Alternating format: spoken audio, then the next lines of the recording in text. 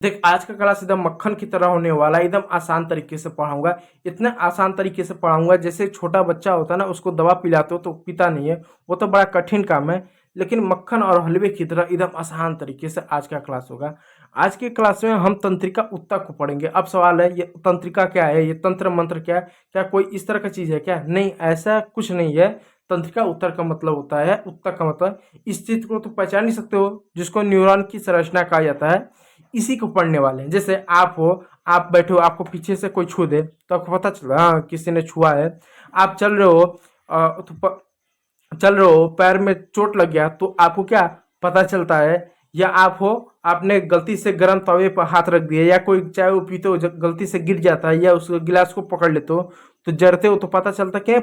पता चलता है कि ठंडा लग रहा है, गर्मी लग रहा है, अन्य चीजें हो रही हैं।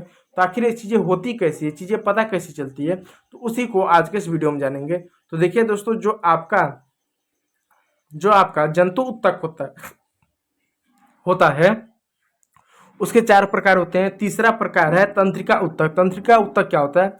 यह उत्तक पूरे शरीर में संदेश पहुंचाने का काम करता है। यानी जो तंत्रिका उत्तक होता है, ये पूरे शरीर में संदेश पहुंचाने का काम करता है। यानी आपको पैर में कहीं चोट लग गई तो पहुंचाएगा वहां की, देखो अंगूठे पे चोट लग गया। आपको किसी ने पीठ पीठ पर ठोका तो ये संदेश पहुंचाने का काम करता है, देखो पीठ पर किसी ने ठोका।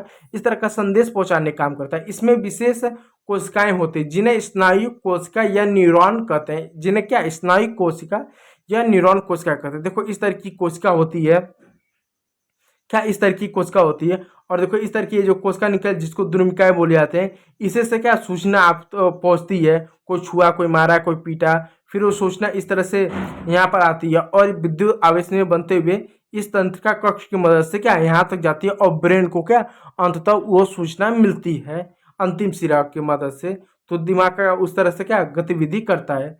तो कार्य क्या होता है इसका? न्यूरॉन का संदेश लाना और ले जाना, सोचने की क्षमता देना, महसूस करना और प्रतिक्रिया देने में मदद करना।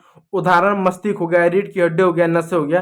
तो जो नसें होते हैं उससे आपकी सूचना पड़ती है, रीढ़ की हड्डी से पहुंचती है, मस्तिष्क से पहुंचती है, संदेश ले जाने का काम करता है। देख सकते हैं इस तरह से आपका जो है पूरे शरीर में नस के रूप में ऐसा फैला हुआ, पाँव फैला हुआ, इधर फैला हुआ, और ये सारे शरीर क्या आपके मस्तिष्क से जुड़े हुए हैं। तो इस तरीके से ये क्या स्नायु उत्तक जो होता है आपका जुड़ा होता है।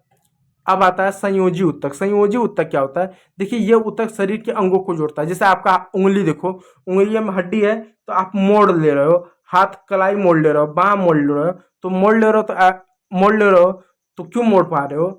क्योंकि वहां पर टूटा हुआ है। लेकिन ऐसा भी नहीं टूटा हुआ कि एकदम चारों तरफ से एकदम घुमा सकते हो, तो जुड़ा भी हुआ है। तो यानी हमारे शरीर कहीं कहीं पर, गर्दन के पास, पाँव के पास, पैरों में, हर जगह पर टूटा भी हुआ है, जुड़ा भी हुआ है। तो ना तो हम उसको जुड़ा हुआ कर सकते हैं, ना तो टूटा हुआ कर सकते हैं। तो आखिर शरीर के कुछ ऐसे अंग होते हैं जहां पर जुड़ा हुआ है। इस तरह की चीजें आपको जोड़ने की चीजें देखने को मिलेंगी। तो संयोजक ऊतक ही ये चीज करता है कि अंगों को जोड़ने का काम करता है। तो यह अंग शरीर के ऊतकों को जोड़ने का काम करता है, सहारा देने का काम करता है। जैसे आप हो, आप बैठ रहे हो तो रीढ़ की हड्डी है, आप चल रहे हो तो पैर में जांग की हड्डी है, तो एक तरह से सहारा देने का काम कर रहा है, भरने का काम कर रहा है, सहारा देने और भरने का काम कर रहा है। इसे जोड़ने वाले ऊतक भी कहते हैं। तो संयोजी ऊतक क्या करता है? आपके शरीर के अंगों को जोड़ता है। जैसे देख सकते हैं यहाँ पर हड्डी हुआ है तो यहाँ पर जोड़ रहा है, फिर हाथ हुआ है, यहाँ देख सकते हैं हाथ के बीच में इस तरह से ऐसा जोड़ा हुआ है, फिर पेट में देख सकते हैं इधर इस जगह जोड़ा हुआ है, मसल्स में इस तरह से जोड़ने का काम करता है। तो इस तरह का जोड़ जगह जहाँ होता है, जो जोड़ने का क्या करता है आपका संयोजक उत्तक काम करता है। तो इस संयोजक उत्तक के कुछ प्रकार होते हैं। पहला प्रकार होता है हड्डी। हड्डी जो होता है शरीर को सहारा देता है और जगह जगह पर जोड़ता है। दूसरा आता है उपास्थि। उपास्थि जो होता है वह लचीला होता है, लचीला सहारा देता है। यह नाक में और कान में पाए। जैसे अपना नाक देखो, नाक का जैसे आपका नाक होगा ना, तो इस वाले हिस्से जाओ तो देखो वहां पर जो भाग है ना तो बहुत ज्यादा ठोस है, ना तो बहुत ज्यादा द्रव है, वो एकदम सा एकदम नॉर्मल है। तो वहां पर उपास्थि पाया जाता है। उपास्थि ऐसा होता है ना तो हड्डी की तरह कठोर होता है और ना ही मांस की तरह नरम होता है, वो नॉर्मल होता है। तो उसको उपास्थि बोलते हैं। जो नाक में और कान के नीचे पाया जाता है वो बहुत नरम हड्डी होती है एक तरह से। फिर आता है रक्त। आता है रक्त का होता है जैसे पोषण हो गया, गैस हो गया और अपशिष्ट पदार्थों का परिवहन करता है। तो रक्त में सारे पोषण हो गया, आपका अवशिष्ट पदार्थ हो गया, ये सारी चीज किसमें? रक्त में होता है। तो देखो ये हड्डी हो गया जो सहारा देने का काम करता है। नाक की हड्डी सामने देख लो, इधर होता है ना, ये इसमें होता है। फिर अंदर देखो, अंदर हो गया है कान की इधर हड्डी हो गया, तो ये सारी चीज कैसे होते हैं, ये ऐसी चीज होते हैं जो संयोजी ऊतक में आते हैं, जो ना तो बहुत ठोस होते हैं ना तो बहुत द्रव होते हैं, और ये भी शरीर को जोड़ने और सहारा देने का काम करते हैं। अगला आ गया लसिका आ गया, जो रोगों से बचाता है, इसका काम है सिर्फ रोगों से बचाना काम हो गया। फिर स्नायु बंधन आ गया, जो हड्डी को हड्डी से जोड़ता है, यानी हड्डी से हड्डी जोड़ने का काम स्नायु बंधन का होता है। जैसे आप देख सकते हैं यहाँ पर हड्डी से हड्डी को जोड़ने का काम स्नायु बंधन कर रहा है, इसी का काम है हड्डी को हड्डी से जोड़ना।